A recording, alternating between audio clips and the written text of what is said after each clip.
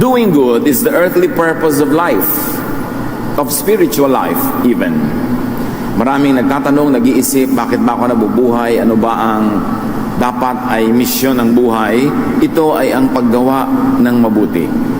Narito tayo sa lupang katawan na ito, sa buhay na ito, upang gumawa ng mabuti. Ephesians 2:10, for we are God's handiwork, created in Christ Jesus to do good works, which God prepared in advance for us to do. Tayo'y likha, gawa ng Diyos. Nilikha para gumawa ng mabuti ayon sa kay Kristo mismo, ayon sa katuruan at ayon sa tauhan ni Kristo. At ang mabubuti daw na dapat nating gawin ay inilaan na, inihanda na noon pa man bago pa tayo isinilang. So know the good works, the major good works assigned for you to do by knowing, developing, and using your natural strengths. Kailangan alam natin, ano nga ba ang saysay ko sa buhay? Ano nga ba ang magandang dapat kong gawin na naka-assign sa akin? At malalaman natin kung ano ang atong assignment, kung makikita natin kung ano ang ating talent. Ano ang ating likas na galing, husay. Sapagkat kung ano ang nilikha ng Diyos na gawain para sa atin, noon pa man, nilikha niya tayo para maging kaya at kayanin natin na gawin yung gawain na yun. Maraming mga tao itinatanong, ano bang papel ko sa buhay? Ano bang pinakamaganda kong gawin? Hindi tayo dapat tumingin sa malayo. Tingnan natin ating sarili, paano tayo nilikha ng Diyos? Ano ang ating mga natural na hilig? Na pag ginagawa natin, masaya tayo. Pag ginagawa natin, masaya yung iba na ginagawa natin yon. Na maganda ang bunga, mabuti sa higit lalong nakararami.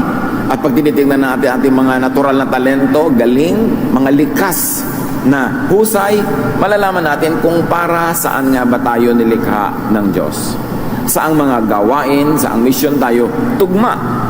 Kaya marapat na alamin, kilalanin ang ating mga natural talents at igalang din natin ang natural talent ng iba. Huwag natin silang pilitang bigyan ng mga roles to play, bigyan ng mga assignment na hindi naman likas sa kanila at hindi totoo sa kanilang pagkatao. Pagka lang tayo nagiging totoo sa sarili, kung paano tayo nilikha ng Diyos, doon lang tayo nakakalikha ng mga bagay na tunay na mahuhusay at magaganda. Doing good is a sign of faith. It's a sign of godliness. It's a sign of belongingness to God.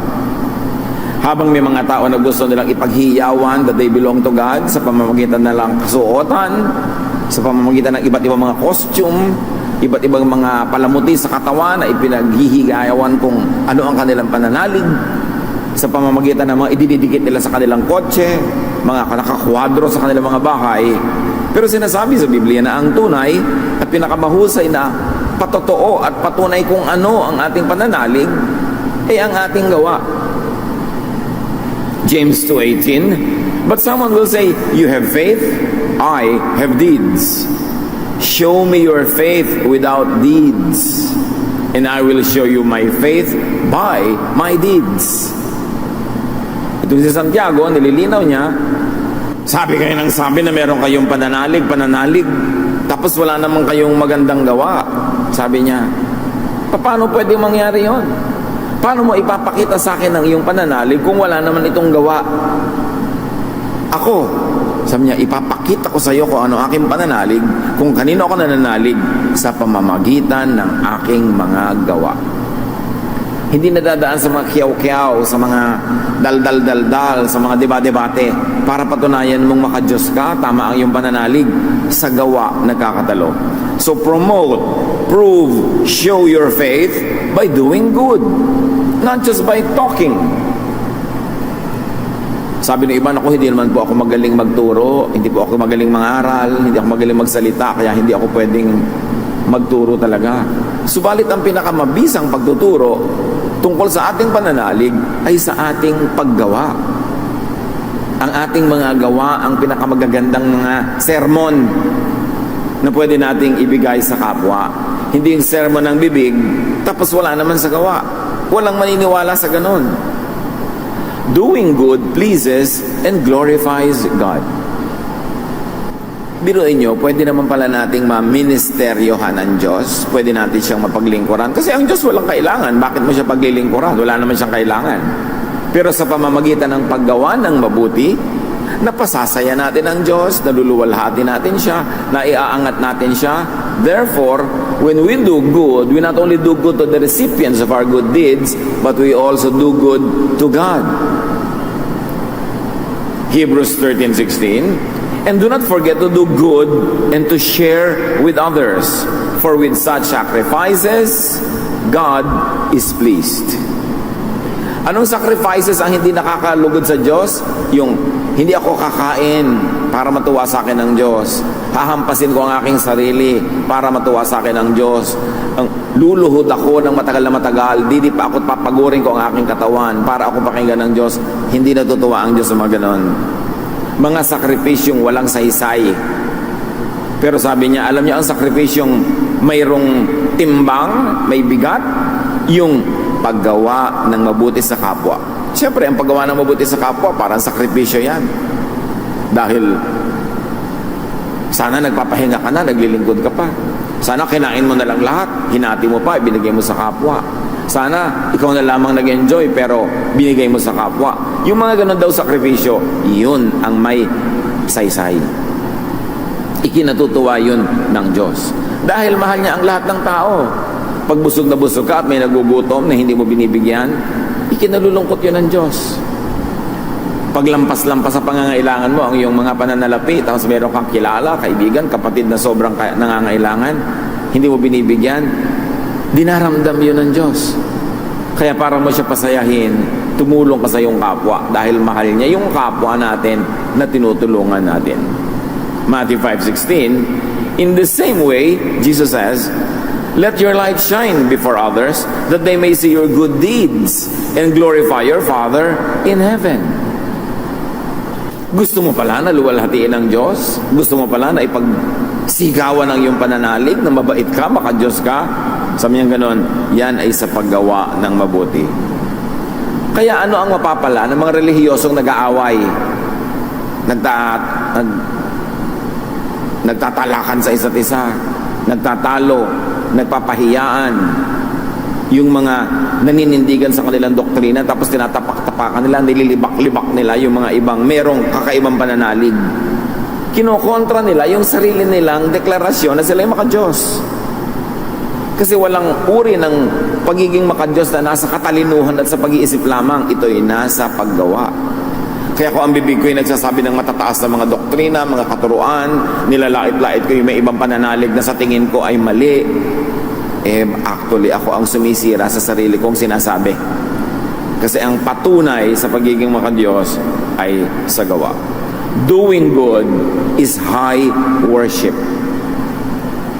Hindi lamang sa pagtataas ng kamay, pagkanta, hindi lang sa sabay-sabay na pagdadasal, hindi lang sa sabay-sabay na pagsasama-sama sa pagsamba, sumasamba ang tao. Pag gumagawa ka ng mabuti sa kapwa, lalo yung humahango ka sa kanilang kahirapan, nagdadamit ka sa mga hubad, nagpapakain ka sa mga gutom, ginagamot mo, inaalagaan ng mga may sakit, worship yon. Hindi lang sa worship service nangyayari ang worship.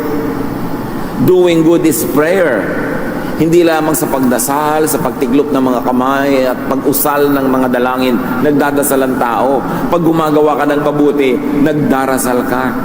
Prayer in action. At yung papuri sa Diyos, yung hallelujah, praise God, purihin ang Diyos, Diyos namin, ikaw ang pinupuri namin. Hindi lamang sa pagsasalita ng ganun pumupuri ang tao.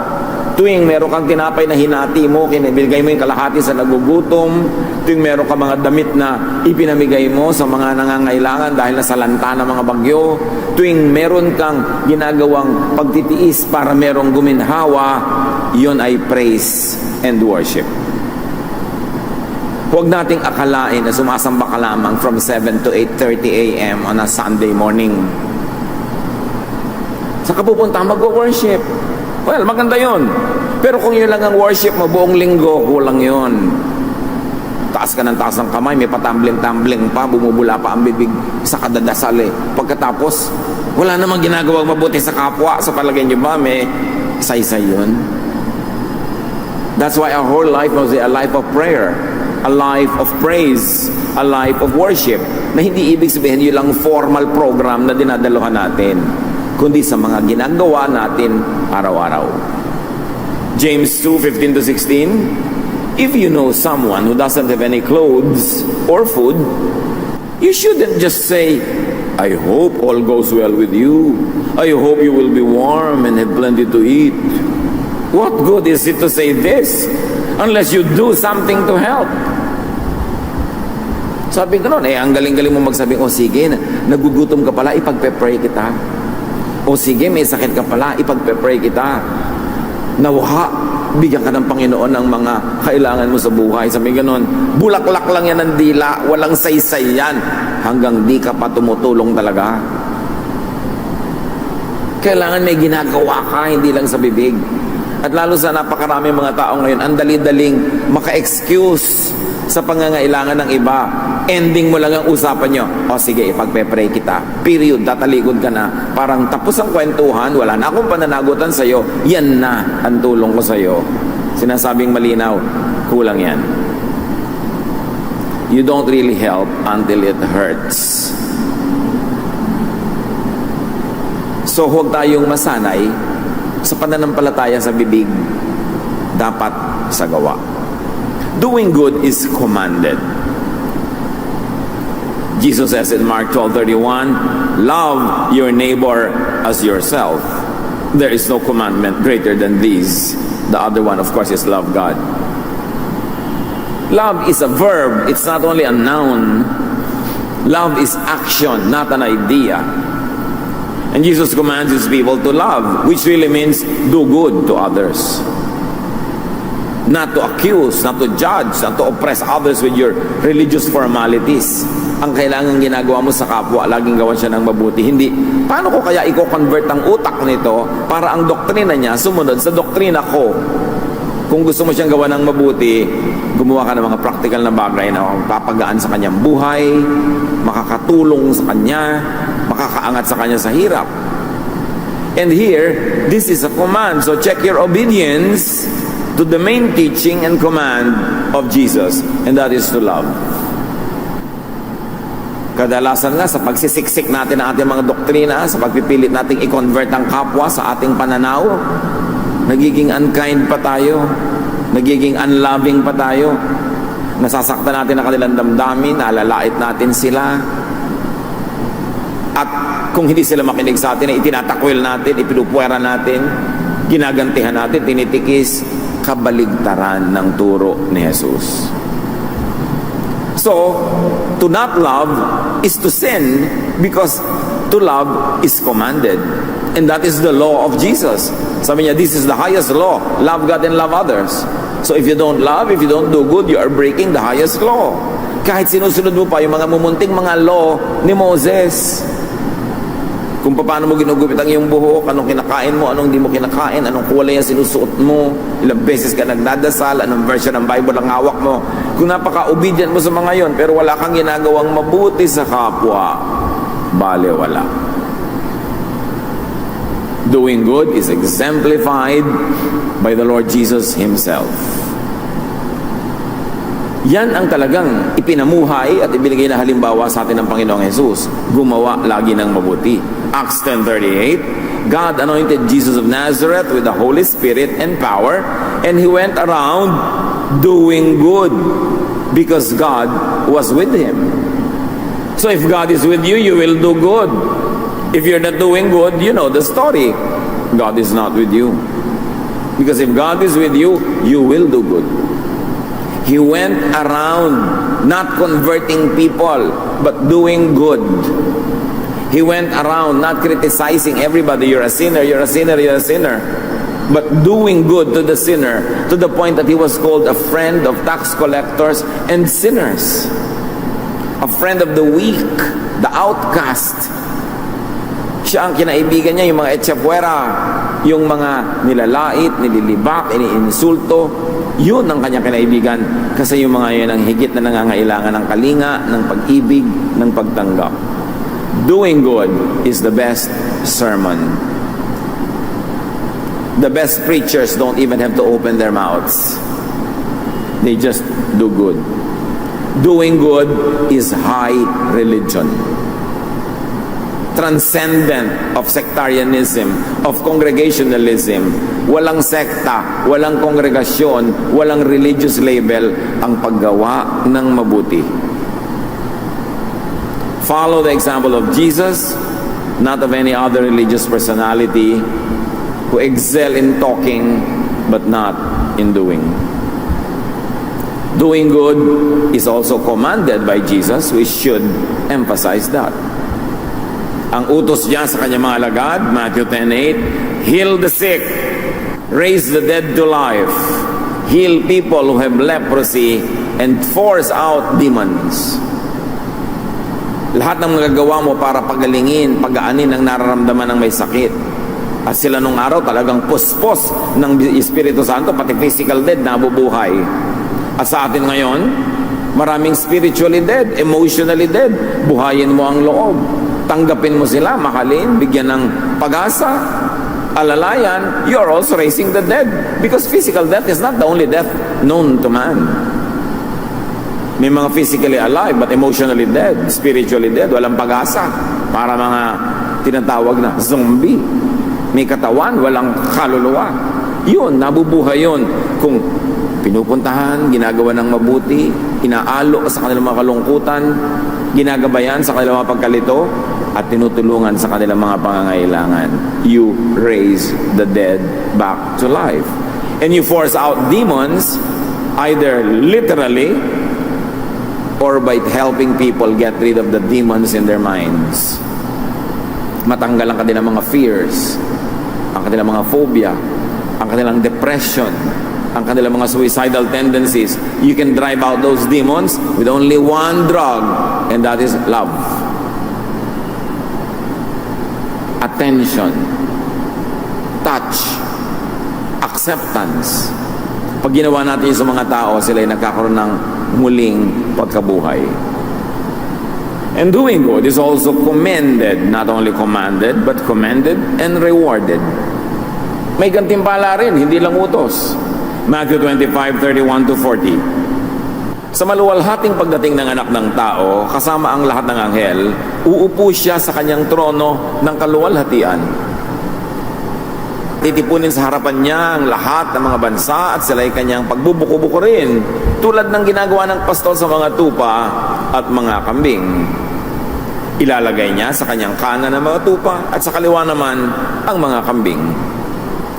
Kaya't sasabihin ng hari sa mga nasa kanan niya, halika kayo, mga pinagpala ng aking ama.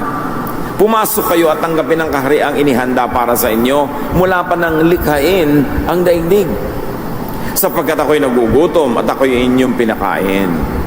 Ako'y nauuhaw at ako'y inyong pinainom. Ako'y isang dayuhan at inyong pinatuloy. Ako'y hubad at ako'y inyong dinamitan.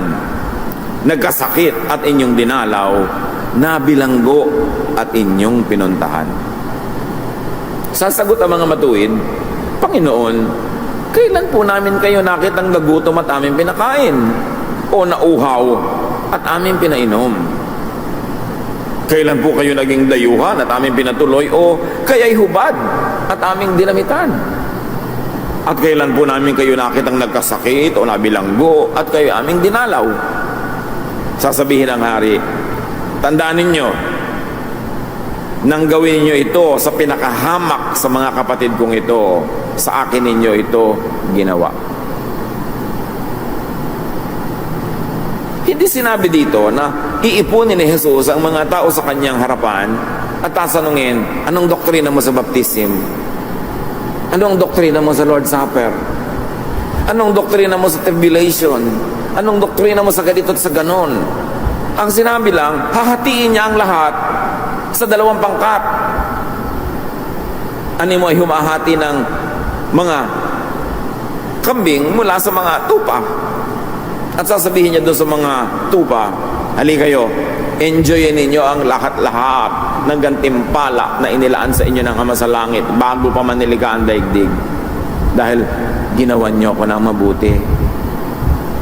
Kaya naman po namin kayo ginawa ng mabuti, Diyos naman kayo, hari naman kayo, ano mang mabuting magagawa sa inyo, ano bang pangangailangan ninyo para tulungan namin kayo. At sabi ng hari na si Jesus na nagsasalita, lahat ng ginawa nyo sa mga hamak, sa mga kawawa, sa mga gutom, sa mga mahihirap, sa mga naaapi, sa nagdurusa, bibilangin ko na ginawa nyo sa akin, therefore ako ang magbabayad sa inyo. Ang linaw naman. Tapos ang laging pinagtatalunan ng mga tao, religious doctrine. Tapos pag titignan mo yung buhay, walang gawang mabuti. Sayang. Isang malaking kabulagan, isang malaking pandaraya ng kaaway, nalibangin ka sa relihiyon, tapos wala ka naman magandang gawa. Doing good also does you good. Aside from the reward in eternity that Jesus is talking about, doing good makes you feel good. Dahil tayo nilikha sa wangis ng Diyos, ang Espiritu ng Diyos ay nananahan sa atin. Pag gumagawa tayo ng mabuti, sumasaya tayo dahil sumasaya yung Diyos na nananahan sa atin. Pero pag gumagawa tayo ng masama, kahit pa nga sanay na tayong gumawa ng masama, inuusig pa rin tayo ng ating budhi. There's still a part of us that cries, that weeps, that dies whenever we do bad to others. Kahit gaano tayo kasanay, meron pa rin tayong budhi na umuusig sa atin pag gumagawa tayo ng mali. So pag gumagawa ka ng mali, lugi ka kasi inuusig ka ng sarili mong budhi at hindi mo naman maiwawagwag yun kahit saan ka pumunta. Dala mo yun. Pero wagi ka pag gumawa ka ng mabuti dahil yung Diyos, yung Espiritu ng Diyos na nananahan sa puso mo ay lumiligaya, natural kasama kang lumiligaya. Pag pinupuri mo ang Diyos, pagka siya ay tinataas mo, natataas ka rin kasi nananahan sa iyo yung Diyos. Alang naman tumaas siya, maiwan ka. Siyempre kasama ka. Kaya nakakabuti sa atin ang paggawa ng mabuti. Bukod sa nakakabuti sa kapwa. Meanwhile, not doing good will be punished. Dalawa ang mukha niyan. Merong ibibigay na gantimpala at meron din namang parusa ang hindi paggawa ng mabuti. Matthew 25:41 to 45 sa pagpapatuloy. Sasabihin naman niya sa mga nasa kaliwa, lumayo kayo sa harapan ko, kayo mga isinumpa. Doon kayo sa apoy na di namamatay na inihanda para sa dyablo at sa kanya mga kampon. Sapagat hindi ninyo ako pinakain nung ako'y nagugutom. Hindi ninyo ako pinainom nung ako'y nauuhaw. Hindi ninyo ako pinatuloy nung ako'y isang dayuhan. Hindi ninyo ako dinamitan nung ako'y hubad. Hindi ninyo ako dinalaw nung ako'y may sakit at nung ako'y nasa bilangguan. At sasagot din sila, Panginoon, kailan po namin kayo nakitang nagutom, nauuhaw, walang matutuluyan, hubad, may sakit, o nasa bilangguan at hindi namin kayo tinulungan? Bakit naman po namin gagawin sa inyo yun? Siyempre, Diyos kayo. Kung nakita namin nangyari yan, lahat gagawin namin para pumapel, para magpakabait sa inyo. At sasabihin sa kanila ng hari, tandaan ninyo, nang pagkaitan ninyo ng tulong, ang isa sa mga pinakahamak sa mga ito, ako ang inyong pinagkaitan. So hindi na naman sinabi ni Jesus, ipapadala ko sa impyerno ang mga ganito ang relihiyon, ganito ang sekta, ganito ang ganon, ganon ang ganyan. Yung mga maraming naging relasyon, ipapadala ko sa impyerno ang mga ganito. Yung mga sobrang nag-enjoy, may mga bisyo. Hindi naman yun Sabi, ipapadala ko sa impyerno ang lahat ng hindi gumawa ng mabuti sa kapwa na dapat gumawa. Ang linaw ng turo, bakit pinapagulo? Yun ang tunay na hahati sa tao sa paghuhukom kung gumawa ka ba ng mabuti o hindi. At lalo na kung gumawa ka pa ng masama. Pakalinaw-linawin natin sa utak natin itong mga napakasimpleng katuroan para hindi tayo nabibighani na magpalito sa maraming mga bagay at malimot natin yung mga talagang tunay na mahalaga. Hindi yung religious label, hindi yung sobrang busisi ng religious doctrine, yung paggawa ng mabuti at walang nakakalito doon. Hindi mo kailangang mag-Bible school para magawa yun. Hindi mo kailangan ng napakataas na pagsasanay para magawa yon. Susundin mo lang ang likas na kabutihan na itinanim sa iyo sa puso ng Diyos. At hindi mo naman susundin ang likas na kasamaan na itinatanim ni Satanas sa iyong puso. Pipili ka lang lagi kung gagawa ka ng mabuti o ng hindi mabuti. At hindi yon mahirap pagpilian. Earthly life is short, but it's long enough to do much good. So do good instead of non-good or nothing. And of course, very importantly, do good instead of bad. Choose to do good. Meron kayong kaharap, gusto niya na talagang bugbugin, nakakainis. Choose to do good. Merong tao napakahirap mahalin, ang sarap kamuhian. Choose to do good. May gumagawa sa inyo ng masama, ang sarap gantihan. Choose to do good. Yun ang ibig sabihin na maging anak ng Diyos. At lahat ng yan nakasulat. Bubuksan ng aklat. Re-reviewin ang lahat. At ngayon, with knowledge of computers, alam natin na posible talaga na mangyari yun. Kalista lahat. 2 Corinthians 5:10, for we must all appear before the judgment seat of Christ, so that each of us may receive what is due for us, for the things done while in the body, whether good or bad. In the Contemporary English Version says, after all, Christ will judge each of us for the good or the bad that we do while living in these bodies. Napakahalaga. Susukatin ka sa ginawa mong tama o mali, mabuti o masama. Daig ng gumagawa ng mabuti ang theologian at preacher na walang mabuting gawa.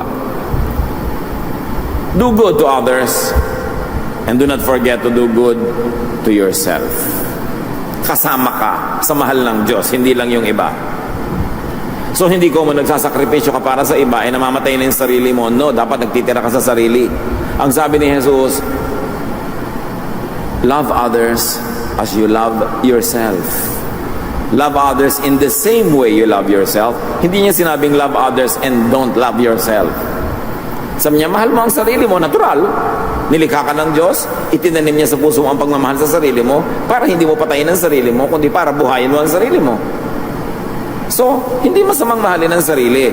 Pero sabi, huwag sarili lang. Mahalin mo rin ang iba kung gaano mo kamahal ang sarili mo. At masama namang mahalin mo ang iba tapos hindi mo mahal ang sarili mo. Dapat pareho. Importante yan. Mark 12:31, the second most important commandment says, love others as much as you love yourself. Ang tunay na maka-Diyos, minamahal din ang sarili. Hindi yung sobrang pagtitiis. Hindi ikinalulugod ng Diyos pag nagdurusa ka ng hindi naman kailangan. Kung meron kang pagdurusa, yun ang dahil may nawala sa iyong kaputol at ibinigay mo sa iba. Pero yung lahat-lahat ibinigay mo na mamatay ka sa gutom, hindi nakakalugod sa Diyos yun. Kailangan nagtitira sa sarili. Love, take care of, and do good to yourself. To your physical, mental, and emotional health. Pagsamba rin sa Diyos, pagpupuri, pasalamat, na alagaan ang sarili. So eat properly and well. Correct nutrition is great doctrine. Meron ang galing-galing sa doktrina. Pinag-aawayan, binabakbakan kung paano babalik si Jesus, kung kailan, kung ano ang tamang ganito, kainin sa Lord's Supper, bla bla bla. Tapos kung makakain ng mga pagkain nakakalason sa katawan ay wagas. Binabaliwala mo yung doktrina. Kailangan ina-apply sa sarili. Tama dapat, nagpapahinga. Ang pahinga, iniutos ng Diyos. Tapos, sobra ka nagtatrabaho kahit para sa church, wala ka ng pahinga, napudpud ka na. Sa palagay mo, natutuwa ang Diyos, hindi naman siya sadista. Kung minsan, yung team leader mo lang sa church ang natutuwa, pero hindi ang Diyos. Gusto ng Diyos, nagpapahinga ka rin. Siya nga, nagpapahinga. Work, but don't forget to rest well. It's part of good religion. Be and stay as happy as possible. Dapat pinapasaya natin ating sarili. Itinataboy ang lungkot at lumilikha ng kasiyahan. Kasi pag mas masaya ka, mas mabait ka. Pag mas mabait ka, mas mapagbigay ka, edi maraming nakikinabang kung masaya ka. Kung hindi ka masaya, syempre bugnutin ka. Paano ka gagawa ng mabuti sa kapwa? So papasayahin ko ang sarili ko. Una, para mag-enjoy ako. Second, kasi pag masaya ako, mas mabait ako. Mas generous ako. Therefore, mas mapaglilingkod ang kapwa. But you cannot give what you do not have. So if you are not happy, how can you make others happy? Proverbs 17:22. If you are cheerful, you feel good. If you are sad, you hurt all over. Hindi ka pwedeng laging happy. Natural, may mga reason na nagpapalungkot. But you can always be cheerful. Pwedeng kahit malungkot ang sitwasyon, masaya ang approach mo. Yung pinapasaya mo kahit malungkot. Hindi malungkot na nga, dadagdagan mo pa ng lungkot lalo, sumobrang lungkot na. Kailangan pag may lungkot, itinataboy. Ecclesiastes 11:10, rid yourself of all worry and pain. Itaboy ang mga alalahanin. Itaboy ang mga nagpapahirap ng loob, nagpapasikip ng dibdib. Gawin ang dapat gawin para agad-agad ay malunasan yan at huwag nang balik-balikan, huwag nang i-entertain ang mga kalungkutan. Consciously minimize pain. Consistently minimize pain in your life. One, for you to enjoy life, and two, for others to enjoy you. Because when you are in pain, people don't enjoy you. Kaya ministry din natin sa ating kapwa na palusugin ang ating sarili. Halimbawa, hindi nyo mahal ang inyong sarili. Hindi nyo inaalagaan ang inyong sarili. Hindi kayo kumakain ng tama. Ayaw nyo tumigil sa mga bisyong sumisira sa katawan. Hindi kayo nagpapahinga, ginagasgas nyo ang inyong sarili, kung ano man na yun. Halimbawa, ganun ang ginagawa nyo sa sarili nyo. Pero nag-iisa ba kayo sa mundo? Hindi kayo kumakain ng mabuti. Nung nagka-ulcer kayo, kailangan yung gamutin. Sino ang taya? Sino magbabayad? Nanay nyo, tatay nyo, kapatid nyo, asawa nyo, anak nyo. Di ba meron ding magbabayad? So, wala akong pakialam sa buhay. Kakain ako ng lahat ng gusto ko. Lahat ng nakaka-cancer, lahat ng nakaka-ulcer, lahat ng mga nakakaganon. O ngayon, pag may cancer kayo, sino magpapagamot sa inyo? Kayo ba? Di ba yung mga taong responsable na nasa paligid nyo? Kung mahal nyo ang mga tao sa paligid, kung tayo yung mga responsableng tao, palulusugin nyo ang inyong sarili dahil pag nagkasakit kayo, sila makakagastos. At kung sakasakaling bigla kayong namatay, sila ang magpapalibing sa inyo. Wala kayong pwedeng gawin na pagsira sa sarili na hindi madadamay ang kapwa. Kaya kung responsable kang tao, pinalulusog mo ang sarili mo. Tatay ka, may mga anak kang papalakihin, pag-aaralin. Magtanggal ka ng mga bisyo, palusugin mo ang sarili mo kasi pag nabaldado ka, hindi mo mapag-aaral ang mga anak mo, hindi mo sila mapapakain. At kung ipapagamot ka pa sila ngayon ang gagastos. Hindi tayo nabubuhay para sa sarili lamang. Kaya tinuturo ni Jesus, mahalin mo ang sarili mo. Kasi pag hindi mo minahal ang sarili mo, mauobliga yung mga nasa paligid mo na sila ang magmahal sa'yo. Sila ang mag-aalaga sa'yo. Sila ang gagastos para sa'yo. Kasi hindi mo inaalagaan ang sarili mo. At ang daming ganong tao. Ilulublob ang sarili sa bisyo, ilulublob ang sarili sa pagsira ng katawan, at pag nagkasakit, iba ang taya. Siyempre, dahil wala silang pera. Kaya yung mga pamilya natin, kawawa yung mga responsible, yung mga productive, na oobliga sila na buhatin yung mga natutumba, na sana kung nag-aalaga lang ng sarili, di naman matutumba. Liban na lang siyempre kung talagang ginawa mo na ang mabuti, lahat, natumba ka pa rin, talaga magtutulungan tayo. Ganun talaga ang pamilya, ganun ang magkakaibigan, ganun ang magkakapatid. Pero iba namang usapan kung kaya ka natumba kasi tinutumba mo yung sarili mo. Philippians 4:6-7. Don't worry about anything, but pray about everything. With thankful hearts, offer up your prayers and requests to God. Then because you belong to Christ Jesus, God will bless you with peace that no one can completely understand, and this peace will control the way you think and feel. So, kailangan daw, inaalis natin yung pag-aalala. After you have done what is practical, so that you could minimize your worry, after you have planted, so that you will harvest, after you have become careful, so that you will not get into all kinds of trouble, be at peace. Hindi naman peace agad na wala ka pang ginawa. Pero pag nagawa mo na lahat ng kaya mong gawin, ipasa Diyos mo na yung bunga nun, at manahimik ka, magkaroon ka ng kapayapaan. Kasi pag payapa ang isip ng tao, lumulusog ang kanyang katawan. Maraming sakit dahil yung tao troubled ang utak. Pag meron ka anxiety, meron ka mga worries, fears, negative emotions like anger, hatred, jealousy, envy, magkakasakit ka. Dahil napatunayan na ng siyensya na ang mga negative emotions nakakapagpahina ng naturalesa ng immune system natin. At ang lahat ng sakit ay nananaig pag mahina ang immune system. Kaya palakasin mo ang immune system mo, daig mo pang uminom ng isang bodegang gamot. Kasi malalabanan niya ang mga sumusubok na mga sumakop sa iyong katawan ng mga mikrobyo, mga sakit, kasi mataas ang immune system mo at mahalaga, masaya ka. Kaya ministry sa kapwa na pasayahin sila at pasayahin ang ating mga sarili. At ganoon na rin ang pag-aalaga ng katawan natin. Dapat alagaan natin yung mas malaki nating katawan, ang ating daigdig. Do good for God's creation, for the environment. Kahit anong pagpapalusog mo sa sarili mo, kung ang nalalanghap mong hangin na hindi mo maiwasan ay polluted, madadamay ka pa rin. Pagka lahat na ng kinakain natin ay mga carcinogens, paano ka lulusog kahit anong pagsisikapan sa sarili mong gawin? Kaya mahalaga, kasama ng true spirituality, pag-aalaga sa kalikasan, paglilinis sa ating kapaligiran, pagtatanggal ng lason sa ating mga water systems, pagtatanim ng mga halaman, pagpaparami ng mga halaman at gubat, para hindi kung umulan, nag-landslide, natabunan ka na. Hindi ka pwedeng mag-alaga ng sarili na puwera ang kapaligiran kasi ikaw dito ka nakatira sa kapaligiran. Akala na iba ang first commandment ay yung nasa Exodus 20? No. Nasa Genesis ang first commandment, Genesis 2:15.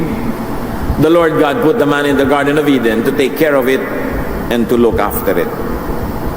The first commandment of God is take care of the environment. Take care of creation. Take care of the planet and all the living things in it. So kailangan involve ang mga tunay na anak ng Diyos sa environmental issues and advocacies. We have only one planet. This one. Isipin mo na ang lahat ng katauhan, lahat ng tao nakasakay sa isang barko lang. Isang barko, kaisa-isang barko sa gitna ng napakalawak at malalim na dagat. Tapos yung mga nakatira doon sa barko na yon, binubutas nila yung barko, sinusunog nila, winawasak nila, binubulok nila. Eh di sila rin yung lulubog pag nawala yung barko. And that is our planet. This is our only home under heaven, in this side of life. When you destroy the environment, you are destroying yourself. Kasama sa tunay na religiosity ang pagmamahal sa kalikasan. Kasama yan sa bibilangin, did you do good? 2 Corinthians 5:10, Christ will judge each of us for the good or the bad that we do while living in these bodies. Panginoon, turuan niyo po kami to make religion practical, to make our spirituality work in our bodies and on the planet. Turuan mo kaming unawain ang aming mga tungkulin sa sarili at sa kapwa na gumawa ng mabuti. Na salamat, napakaraming opportunities to do good. Mayaman naman at mahirap ang tao, may kailangan siya sa kapwa. Malusog man siya at may sakit, lagi siyang may kailangan. Ibukas mo, Panginoon, ang aming mga mata para makita ang pangangailangan ng kapwa at ng sarili din namin. At tugon na namin ito ayon sa iyong binibigay sa aming kakayahan. Buksan mo ang aming mga mata para marinig namin ang kahulugan ng mga daing na kung minsan nagbibingi-bingihan kami para hindi kami masangkot. Buksan mo ang aming puso na tumanggap ng maraming nangangailangan ng aming tulong. At sa wakas ng buhay na ito, as we know it sa pagharap namin sa inyo, matagpuan mo kami, Lord, kasama ng mga tupa that did good, that delighted you, that glorified your name, ready for all the wonderful things that you have prepared for those who obey you. Pag-isipan natin, mga kapatid, pagbulay-bulayan ang kahulugan nito sa buhay natin. Lord, as your people ponder the meaning and application of these ideas in our lives, give us wisdom so we may do good. Be alone with the Lord in silence. But Christianity is really all about Christ. It is about the person, the thoughts, the teachings, the deeds of Jesus Christ. Ang kailangan lamang po natin laging bigyan ng priority is to keep falling in love with Jesus. Kung minsan po tayo ay nawawala ng gana sa ating mga pagsisikap, kung minsan merong nagbabackslide, kung minsan merong nawawala ng sigla sa buhay espiritual, maging sa paglilingkod sa Diyos, at isa lang ang nagiging dahilan niyan, that we forget to keep falling in love with Jesus. At ano po ba ang mga katangian ng Panginoon? Ano ba ang kanyang mga katuruan? Ano bang dapat maalala sa Kanya para lalo natin siyang mamahal at patuloy na lumago ang ating pakikipag-ibigan sa Panginoon? At yan po ang ating bibigyan ng tuon ngayon. The Lord's humility and propriety. Kung merong mga pagkukulang at panlalamig ang mga Kristiyano, ito ay sa pakikipag-ibigan sa Panginoon. At pag may kulang doon, nagkakaroon na ng mga ibang mga symptoms, iba't ibang mga pahiwatig sa iba't ibang bahagi ng ating buhay. Pero ang totoo nun, it is lack of love and love affair with the Lord. Aming Ama, nagpapasalamat po kami sa tagumpay nyo na sa kabila ng iba't ibang kalagayan namin, kami tinitipon nyo para makasamba sa inyo. Sa mga hindi naman nadadalian at tumawid sa ganitong uri ng klima at panahon, binigyan nyo ng tagumpay na makarating dito. Nananalangin kami para sa mga kapatid namin, Panginoon, na nasa mga daan patungo pa sa bulwagang ito. Ipag-adya mo sila sa mga sakuna, Panginoon. Patuloy na kalingain mo sila at bigyan ng ginhawa sa kanilang paglalakbay. At nawa, Panginoon, makarating ng maluwalhati sa aming piling upang kasama naming makasamba, malugod, tumanggap ng mga pagtutuwid, pagtuturo at pagpapalakas nyo. Yan naman ang aming nais, Panginoon, kayo malagay sa gitna ng aming buong church, O God. We like you to be in the center of our fellowship, to be in the center of our lives. Now, Lord, take that central place. Sit on your throne of power and glory. Continue to receive our worship, our offerings, our thanksgiving, and may you dispense blessing to us right now. Sa kabila ng aming mga kalagayan, mga kakulangan, mga karumihan, patawarin niyo po kami, puspusin at pagpalain. Iligtas mo kami sa mga kasinungalingan, sa mga pandaraya ng aming damdamin, ng aming emosyon, sa pandaraya at influensya ng aming kapwa. And Lord, may you find us continuously and consistently falling in love with you. Lord, may you let your face shine upon us. And may your words give us peace. May your words straighten up our crooked lives. And may your words be our light. Teach us, Father. Be the speaker. We seek you confidently in the name of your Son, Jesus, our Lord and Savior. Amen. Falling in love with Jesus. Pagka po nagtatanong tayo, bakit mo mamahalang yung asawa? Bakit mo mamahalang yung kaibigan? Bakit mo mahalang yung anak o magulang? Kadalasan nagbibigay tayo ng mga katangian na nagiging dahilan para sila maging kaibig-ibig. Ano-ano ba ang mga katangian ng Panginoon na talaga namang kaibig-ibig? Matthew 3:13-15 ang atin pong tutunghayan. Then Jesus came from Galilee to the Jordan to be baptized by John. But John tried to deter him, saying, I need to be baptized by you, and do you come to me? Jesus replied, Let it be so now. It is proper for us to do this to fulfill all righteousness. Then John consented. Napakaganda pong window into which we can look at the character of Jesus. So let's take a look at what the Lord did. Mula po sa Galilea, siya nagpunta sa Jordan River.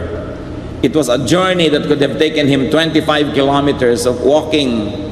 Hindi madali. Siya ang anak ng Diyos, hari ng mga hari, tagapagligtas ng daigdig, but he submitted himself to a public baptism, to an ordinance that was only for humans.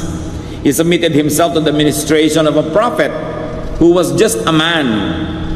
An exalted prophet maybe, but in the presence of Jesus, he was just a man. And he submitted himself to the ministration of what you might call a subordinate. He humbled himself before John, who for all intents and purposes was an inferior. Isipin ninyo na ang Panginoong Jesus maglalakbay ng malayo, maglalakad, pupunta kay Juan para magpabautismo. John, who was full of the Spirit, quickly understood the implications. And John did not want to place himself above Jesus. He tried to stop the Lord. Nung makita ni Juan na etan dito ang Panginoon at magpapabautismo sa kanya, sabi, naku, hindi po yata tama ito. Hindi bagay. Pinigil ni John, subalit hindi napigil ang Panginoon. Sabi ng Panginoon, hayaan mo na. Tuplin natin ang lahat ng mga tamang gawin.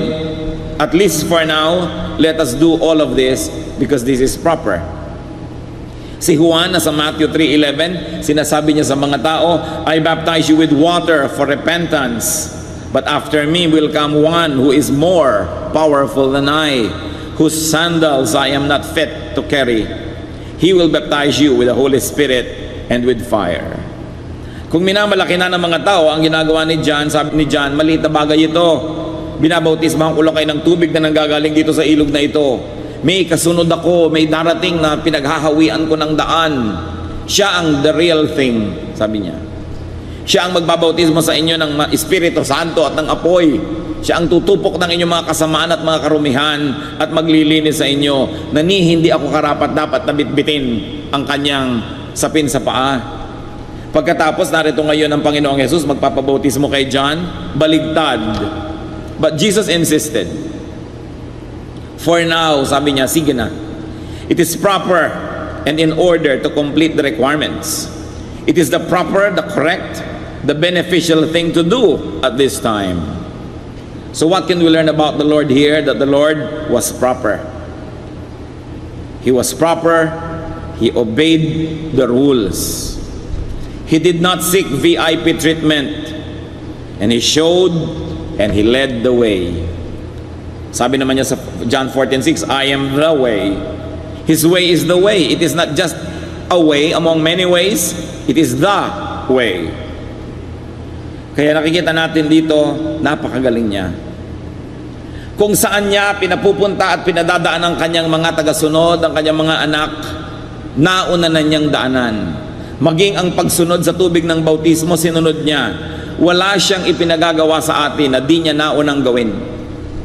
Wala siyang kabanalan, pagtitiis, pagsasakripisyo na hinihingi sa kanyang mga anak na hindi na niya naunang ginawa pa. Sa katunayan, may mga ginawa siyang hindi na niya ipinagagawa sa atin. Tulad ng mamatay sa krus, mapako doon. Ginawa na niya para sa atin. Subalit may mga ginawa siyang marapat lang sundin at sundan ng lahat ng kanyang mga anak. 1 Peter 2:21, to this you were called, because Christ suffered for you, leaving you an example that you should follow in His steps. Kaya maging sa simpleng pagsunod sa tubig ng bautismo, tayo ba'y nakasunod na dyan? O do we think we're exempted? Kung ang Panginoong Jesus na hindi naman niya tunay na kailangan yon ay nagpasailalim sa pagbabautismo, lalo naman ang kanyang mga anak. At lahat ng kanyang pinadadaanan pwedeng pagkatiwalaan. We can trust the map that Jesus gives us because He had passed that way Himself. Kuminsan po ako'y naiimbita ang inyong lingkod sa iba't ibang mga churches kung saan-saang dako. Hindi naman lahat ng lugar ay madaling hanapin. At kuminsan magpapadala sila ng mapa na talaga naman pong kuminsan ay mawawala ang inyong joy pag sinunod nyo yung mapa dahil ang gulo. Malilate pa kayo sa pupuntahan ninyo dahil ang nakakaintindi lang ng mapa yung mga taga-ron sa lugar na yon. Meron pa ako nakitang mapa, dito ka makakarating, may X, may note, 2 kilometers before the Catholic Church. Paano ko malalaman na 2 kilometers na before the Catholic Church? Before nga. Naiintindihan nila dahil taga ron sila. Meron pang kalsadang putol to poblasyon, pero doon ka pupunta. Paano ko malalaman na yung kalsadang yun ng to poblasyon kung hindi naman ako taga poblasyon? Mahirap sundin ang mga mapa, lalo't ginagawa ng mga tao na hindi user-friendly ang pananaw. Pero ang mapa na ibinibigay sa atin ng Panginoon, dinaanan niyang lahat na test na niya. So alam niya, pwedeng pagkatiwalaan yon. Pag sinabi ni Lord, lumiko ka sa kanan, dumiretso ka, umakyat ka, sundin dahil nadaanan na niya. Kung ano pa man ang mga makikita nyo mga kapatid sa Biblia, mga katuruan ng Diyos, sinasabi nyo parang hindi yata ito practical, parang mahirap to sundin, magtiwala dahil ginawa na ng Panginoon yon. Now, sa simpleng ginawa ng Panginoon na pagsunod sa tubig ng bautismo, may mga malalalim na katuruan na maaari nating makita. Let's take a look at what the Lord taught and teaches through His humility and propriety. Two very simple acts that He did. Matthew 3:16-17 sa pagpapatuloy ng ating binasa kanina. As soon as Jesus was baptized, He went up out of the water. At that moment, heaven was opened, and He, referring to the Lord Jesus Christ, He saw the Spirit of God descending like a dove and lighting on Him. And a voice from heaven said, "This is my Son whom I love. With Him I am well pleased." And He, the Lord Jesus Christ, heard it. After the event, because of the event that the Lord was humble, the Spirit of God descended and lighted on Him. And the Father in heaven affirmed Jesus as His Son, beloved by Him, pleasing to Him. Jesus saw and heard these wonderful events.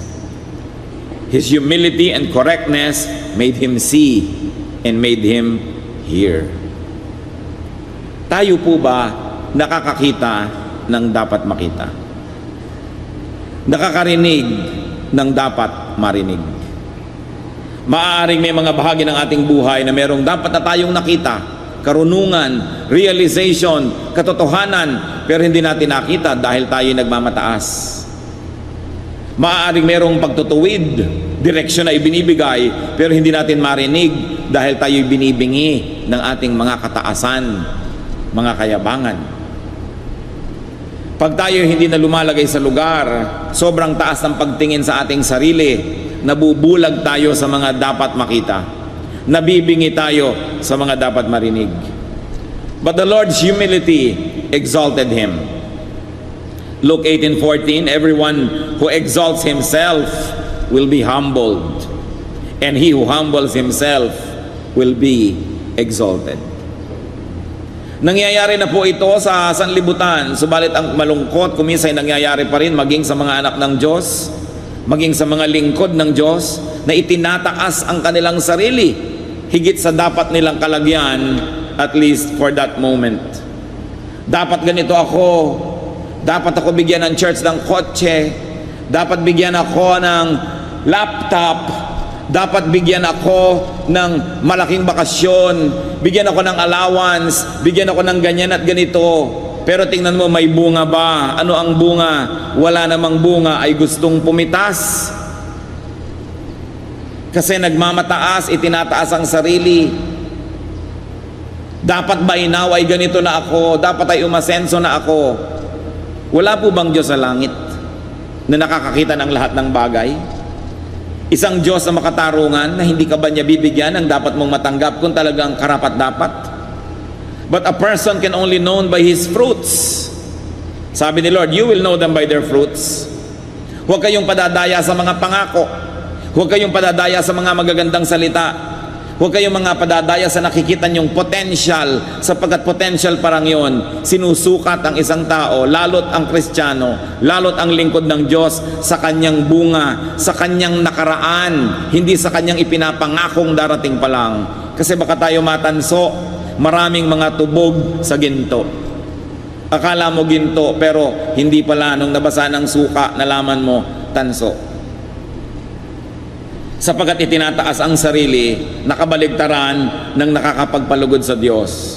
Humility, propriety pleases the Father in heaven. Dahil ang Panginoong Yesus ay nagpakambaba, nadinig niya ang tinig ng Ama sa langit, ikaw nga ang anak kong kinalulugdan ko't aking pinakamamahal. At ang Espiritu ng Diyos ay lumapag sa kanya na mistulang kalapati. Napuspos siya ng Espiritu. Nakikita, nadidinig yung patotoo ng langit na ito nga'y kinalulugdan ng Diyos. Baka tayo'y madaya, mga kapatid. Kailangan nakikita at nadidinig na kinalulugdan nga ng Diyos ang ating pagtitiwalaan. At yan ay nakikita sa bunga. At anong unang-unang bunga? Humility. Pagpapakumbaba, hindi pagtataas sa sarili. Hindi pagpuri sa iba at pamimintas sa bala ng nakapaligid. Hindi sa pagputol ng ulo ng mga nasa paligid para ikaw ang matirang pinakamataas at matangkad dahil pinugutan mo ng ulong iyong mga katabi. Hindi natutulog ang Diyos sa langit. Siya'y may katarungan at ibubunyag niya ang lahat ng ating mga kayabangan, ang ating mga kapalaluan, ang ating mga pagmamataas. May itinuturo dito ang Panginoon sa atin sa pagpunta niya kay Juan Bautista. Go to your John the Baptist.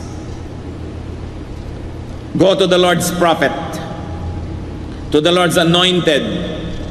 Go to the Lord's instrument. Siya ang pupuntahan, hindi siya ang papupuntahin sa atin. Mahirap ba sa Panginoong Jesus na sabihin, tawagin niyo si John at bautismohan ako dito? Pero siya ang nagsadya. Siya pa nga ang anak ng Diyos. Pero siya ang nagsadya doon sa lingkod ng Diyos. 2 Kings 1, 9-10, meron pong isang haring palalo. Ang lakas ng loob na ipatawag ang propeta. Then he sent to Elijah a captain with his company of 50 men. Biro nyo, isang kapitan sa hukbo at may kasamang 50 sundalo. The captain went up to Elijah, who was sitting on the top of a hill, and said to him, Man of God, the king says, come down. Sabi ng kapitan, lingkod ng Diyos, pinatatawag ka ng hari, manaog ka.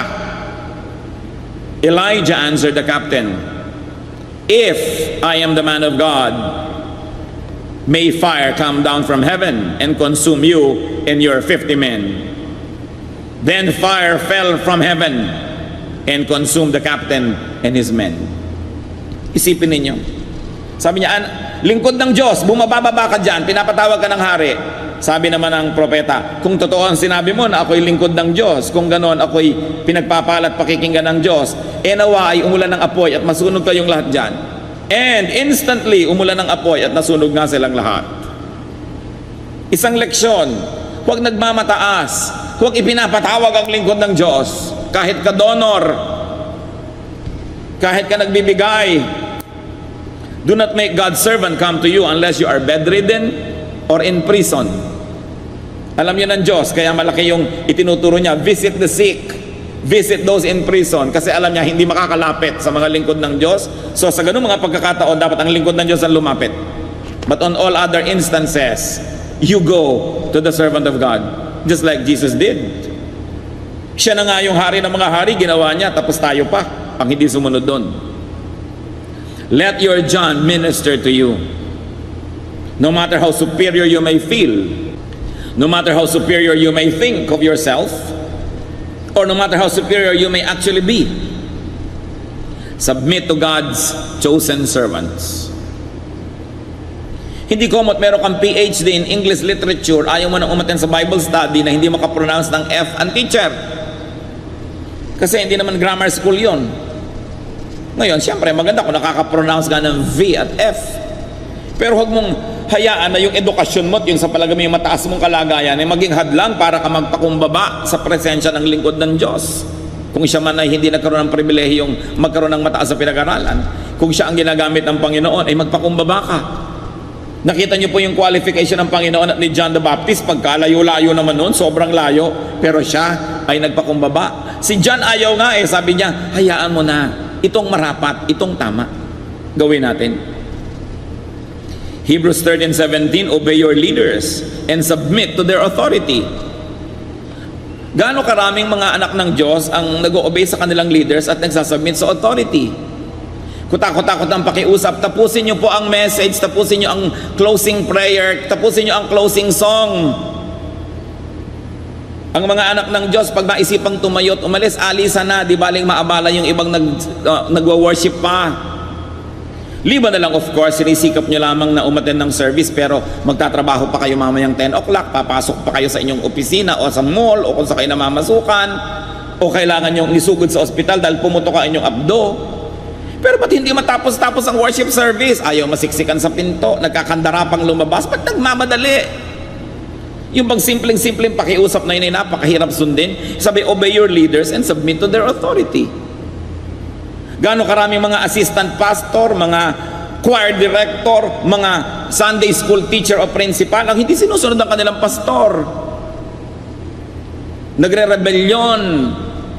Gusto magtayo ng sarili nilang mga kaharian. Obey your leaders and submit to their authority. Whoever aspires to be a leader must first be obedient to his own leader. Kaya kung hindi siya obedient, nakikita nyo na, hindi ito ang material to become another leader. Huwag tayong mapadaya sa mga pangakot, magagandang mga salita. Si Hitler may napakagandang magsalita, subalit napahamak ang halos ay kalahati ng mundo dahil sa ganda niya magsalita at mga nahikayat na sumunod sa kanyang mga panunukso. Ano po ang sabi ng Hebrews 13:14? They keep watch over you as men who must give an account. Obey them so that their work will be a joy, not a burden, for that would be of no advantage to you. Masyado pong casual ngayon ng maraming Kristiyano. They obey only as their convenience allows. They obey only as they deem fit. But on all other areas, ang sarili na nila ang kanilang sinusunod. Kaya nawawala yung kapangyarihan ng church, nababawasan yung kapangyarihan ng fellowship ng Panginoon na dapat sana isang marching, conquering, victorious army. But what happens to an army when there is insubordination? It will collapse. That's why it is important to obey the chain of command. What else does the Lord teach us through His humility? Be sensitive to moments that require submission and humility. Do not be consistently high or glorious or above others. Do not desire to be above others. Ang itinuturo ng Panginoon, magpaligsahan kayo sa pagpapakumbaba, hindi sa pagmamataas, hindi sa pagyayabang. Maging sa mag-asawa, mga kapatid. Hindi ba higit lalo kayong mai-inlove sa inyong asawa kung siya mapagpakumbaba sa inyo? Hindi ang yabang-yabang niya. Hindi yung tinatrato kayo na para kayong basahan. Yun na lang gusto niyang panoorin ang mahalaga, yung gusto niyang panoorin hindi na. So siya ang may hawak ng remote parate. Naranasan niyo na bang iabot sa inyo ng asawa, eto ang remote darling, ikaw naman ang masunod. Hindi. Ako nagbabayad ng kuryente. Ako may hawak ng remote. No? Naging mas mahalaga na ba sa inyo kung anong ayaw niya, giniginaw na pala siya, gusto niyo yung temperature ng aircon, kayo naman gusto niyo parang nakano kayo sa Alaska. So magbalot ka dyan, gusto ko malamig. Hindi ba nawawalan yung pag-ibig, unti-unting nababawasan ng konti-konti, pero patuloy na nangyari yan, araw-araw, linggo-linggo, buwan-buwan, taon, mamaya, gusto na makipaghiwalay sa inyo? Kasi wala nang mahanap na iibigin. But if we outdo one another in being humble, especially mag-asawa, sa palagay ko, 99% ng mga paghihiwalay mababawasan. Yung pagpapaka-humble. Hindi pagka nagagalit na, nagsusumbatan. Ako ang kumikita dito, dinampot lang kita sa lusak. Nagsusumbatan. Ang ganda-ganda ko nung araw, pinakasalan kita, etong nangyari sa akin. Kaya nawawala ang pag-iibigan because people become proud. Romans 12:3. Do not think of yourself more highly than you ought, but rather think of yourself with sober judgment. Ibig sabihin ng sober, yung hindi laseng. Sabi yung iba, laseng ang pagsukat nila sa sarili. Nalalasing sila, hindi tama ang kanilang judgment. Akala nila ang taas-taas nila, akala nila ang runong-runong nila, akala nila ang galing-galing nila. Sabi, think of yourself with sober judgment in accordance with the measure of faith God has given you. So mahalaga po, lagi tayong magpakumbaba. Pwedeng magaling na magaling tayo sa isang area of our life, pero on all other areas, may mas magaling na sa atin. The more specialist you become, the less you know about everything else outside of your area of specialty. Kaya dapat mas magiging humble ka pa. May 3 kang buhol-buhol na PhD, mas maging humble ka. Siguradong wala ka ng oras para pag-aralan ng ibang bagay. So sa mga bagay na yon, mangmang ka. Kaya dapat tayo ay mapagpakumbaba. What else does the Lord teach us? Be proper. Lumagay sa lugar. Kung ikaw ay may organisasyon, ikaw ay isang may sinusundan, maging masunurin. Meron ka ng mga pinamumunuan, mamuno ka talaga. Hindi ka naman makapamuno. Hanggang doon na lang ang kaya mo, dahil hanggang doon ka lang, ayaw mo pang may ibang mamuno sa mga tao. Wala tuloy mangyari sa lahat. Because a leader can only bring his people up to where he or she could go. Kung hanggang doon ka lang, hanggang doon na lang ang yung leadership. So you must allow others to minister. Hindi mo sosolohin. Lalagay tayo sa lugar, mga anak, igalang ang mga magulang. Mga magulang, mahalin ang mga anak. Respect God's chosen servants. Nakita nyo, pinaulan na ng apoy. Itatanong ko nga sa Diyos kung meron pa akong ganong prerogative din, magpaulan ng apoy. Marami na sigurong natupok, buti na lang at hindi ko naiisipan ang mga bagay na yan. At kung wala ay mabuti siguro, dahil the human nature will say, Lord, tupukin mo siya, tupukin mo siya. Because so many people can break a pastor's heart in so many ways. Because you always expect your leaders to be supermen. Lagi na lang kayo i-encourage, ina-encourage nyo ba naman? Lagi na lang kayo uunawain ba nyo naman? Laging kayo ang i-feed, finifeed nyo ba naman? One way makipagrelasyon ang maraming mga Kristiyano. Ang motto lang nila, give me. They always get and forget. Anong gusto nila sa kanilang mga spiritual leaders? You always give and forgive. People never realize how much pain they can give their leaders because of their ambitions na wala sa lugar. Because of their complaints and high esteem about themselves na hindi naman bagay. Because of their rebellions and disobedience. Kaya tuloy ang mga lingkod ng Diyos, pati si Moses, sabi niya, Diyos ko, patayin niyo na nga po ako, ang dami-dami kong taong nililid. Pati si Elijah, patayin niyo na ako, Lord. Ang dami mga prophet, talaga namang narating na yata yung napuno na sa mga tao. Because people are not humble. Instead of being humble, people are proud. Of course, the Lord showed the way. And another lesson is to fulfill all righteousness. Do not cut corners.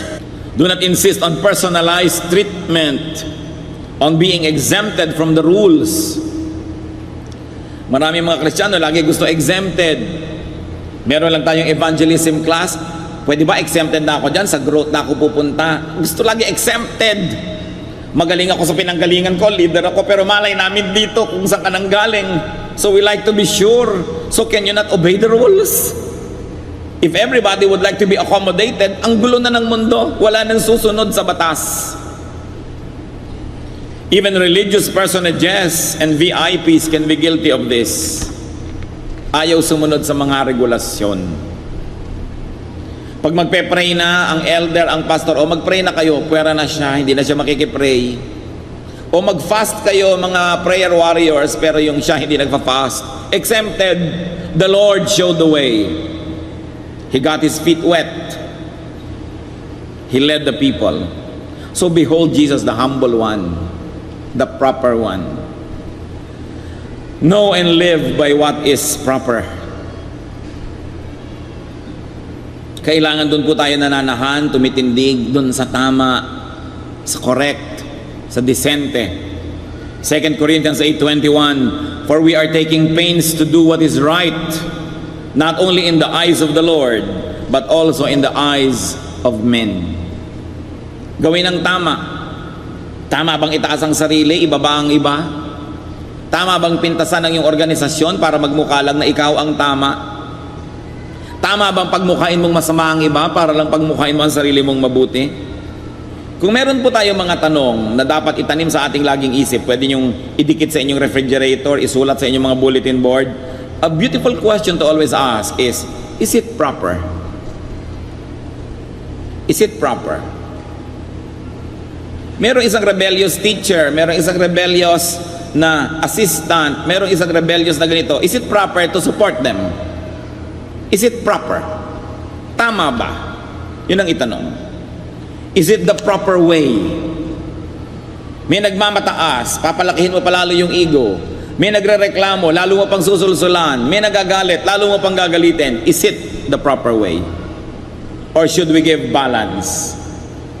Kaya kung minsan may mga tao nagpapakounsel sa inyong lingkod, kung minsan gusto na yatang sumama ang loob, akala laging kinakampihan ko yung kanilang isinusumbong. Pero di ba yun ang tama? Pag may nagsusumbong sa'yo, pag may nagagalit, bigyan mo naman siya ng balance, bigyan mo naman, baka naman hindi ganun, baka ganito naman yung ibig sabihin ng kinakalaban mo. Hindi yung gusto mo lang kampihan ka ng kampihan ng kampihan. At siyempre, pag yung kabila naman ang kausap, ganun ka rin naman. May kabutihan naman siguro ito, isipin mo rin, baka naman nagkakamali ka. Maliban na lang ang gusto nyo sa counselor, sul-sol. At kakampihan kayo lagi agad. Di hindi tayo nagka-balance. Kaya ba nagpapa-counsel, tatanungin ko, teka muna kapatid, gusto mo bang humingi ng payo o gusto mong humanap ng kakampi? Linaw-linawin mo kung anong pakay mo. Kasi kung kakampi lang ang hanap mo, hindi ka dito dapat maghanap. Maghanap ka sa iyong mga kaya mag-anak. Alam niyo naman, maraming ka mag-anak, bulag. Kahit ano na ang ginagawang kasamaan ng mga anak, kakampi pa rin. Kahit anong kamalian. Nakakita na ba kayo ng magulang na yung anak ko kasi masama na-influence tuloy yung mga kabarkada niya? Wala pa akong nadinig na ganun. Mabuti ang anak ko, masama ang mga kabarkada niya, siya ang na-influence. Siyempre yung mga magulang naman ng kabarkadang yun, yun din na sinasabi, mabuti ang anak ko, yung kabarkada na yun ang masama. Dapat ang mga magulang hindi bulag. Maraming mga kasamaan ng ating mga anak ay hindi tuloy na puputol, hindi na itatama dahil kinukonsente. Lagi na lang inuunawa. But look at the Lord Jesus Christ. His humility teaches us that if we are wrong, we are wrong. If our children are wrong, let's admit it. Hindi lagi natin yan na ipaglalaban. Hindi natin kailangan ng kakampi. Ang kailangan natin yung katotohanan, yung tama, yung mabuti. So the Lord, the Lord is really very lovable. What He did by going to John accomplished another thing. He honored and endorsed John. Si John ba naman na mula pa sa pagkabata ay nagtitiis na hindi kumain ito, hindi uminom noon, hindi gawin ito dahil siya isang lingkod ng Diyos? So the Lord endorsed him before everybody. Look, I am Jesus of Nazareth, the Son of God, but I submit to His baptism. In-honor niya yung lingkod ng Diyos.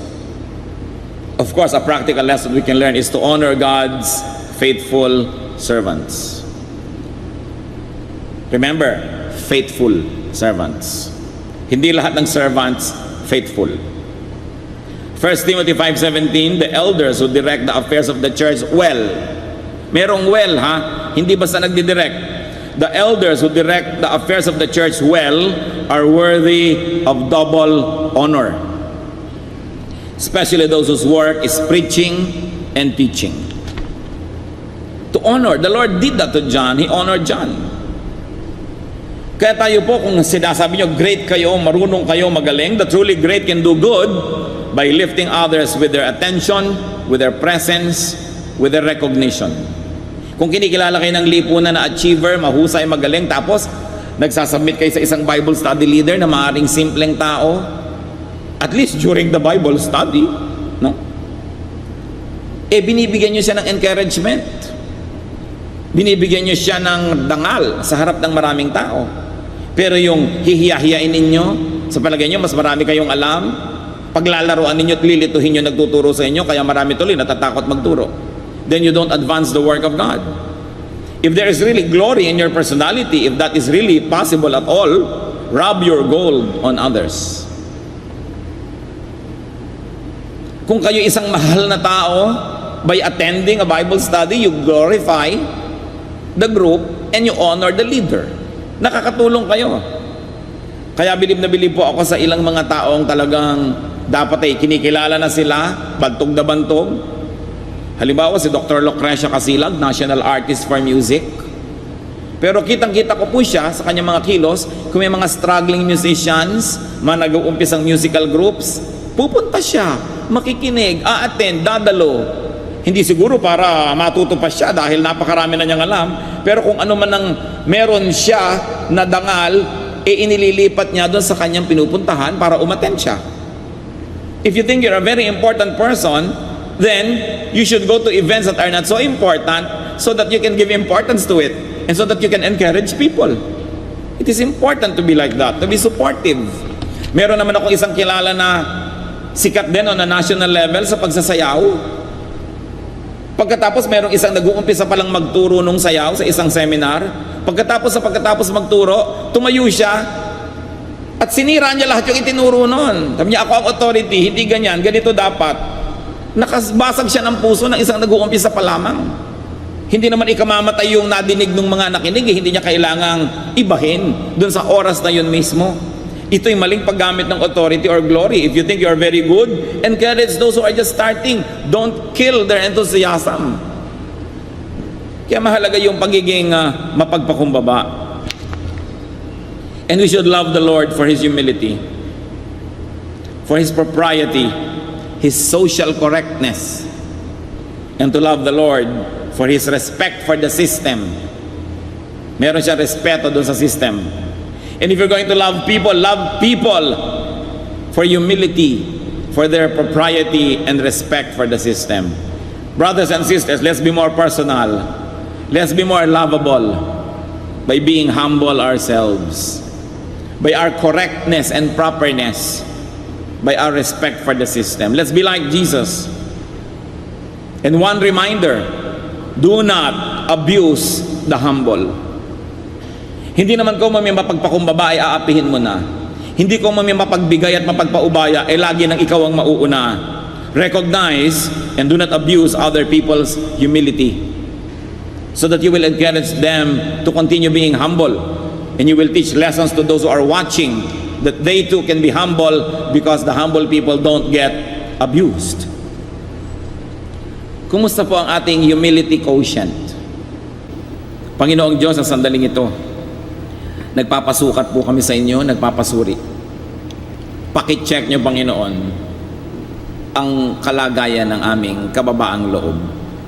Sa mga mag-asawa, nakikita mo, Panginoon, na merong nagiging mayabang, palibasat, siguro'y matagumpay, kumikita ng malaki o mas malaki, o tinatawag na mas maganda at mas kaibig-ibig, mas kaakit-akit, nagiging mayabang. Sa mga magkakaibigan, Panginoon, merong bang nagmamalaki at dinodomina yung iba dahil siya ang mas mataas ang grade, siya ang mas maganda ang trabaho? Yung mga ipinapahiram nyo sa amin, Panginoon, na luwalhati, na lakas, dangal, pera, mga bagay-bagay, ito ba'y nagagamit sa tama o nagiging dahilan para kami maging mayabang?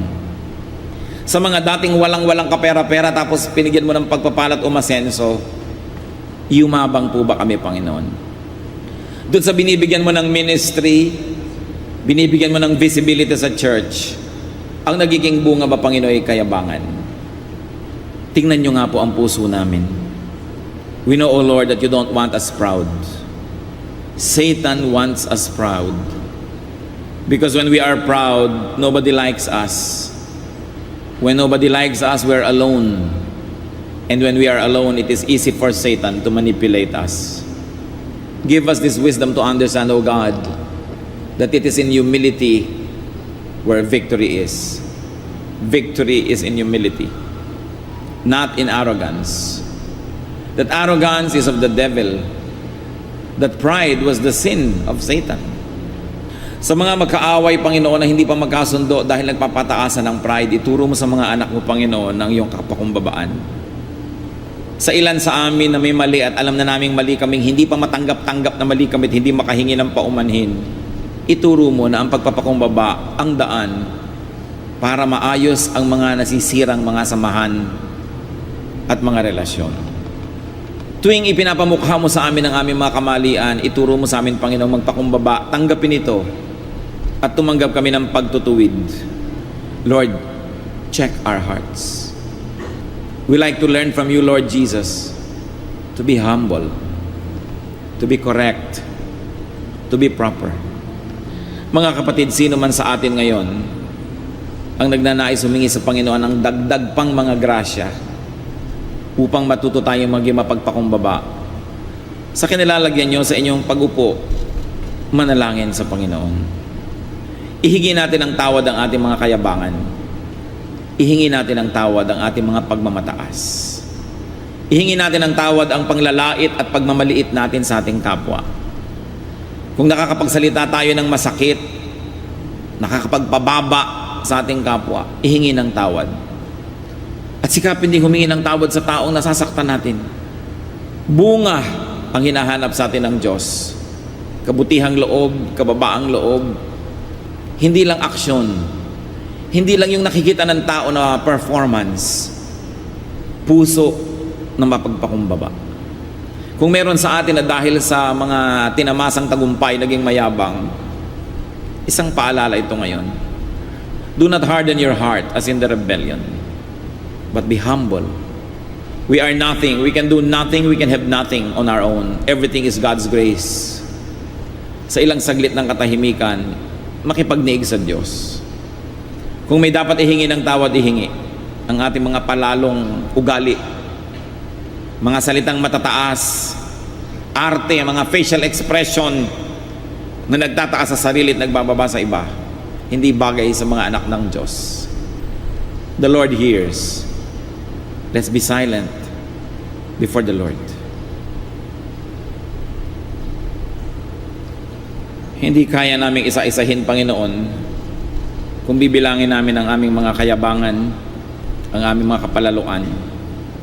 Kung gugunitain namin ang mga taong sinakta namin ang damdamin dahil nagsalita kami o umasal na para bang mas mataas kami kaysa sa kanila. Na ang totoo ay pare-pareho lang kami, Panginoon, na hinuhugot nyo sa dilim, hinahango nyo sa pusali na aming mga kinasadlakan. Na ni isang tao ay walang malinis sa harapan mo, Panginoon. Ang lahat ay nagkulang na iyong kaluwalhatian. Ipatawad mo, Panginoon, ang aming mga pagmamataas. Ang kumisay mga pagmamalabis sa mga pahiram na authority na binibigay mo sa amin. Ang aming mga kayabangan. Ang pagpapaliit sa iba at pagpapalaki sa sarili. Lord, teach us very clearly that this is from the devil, that this is not of you.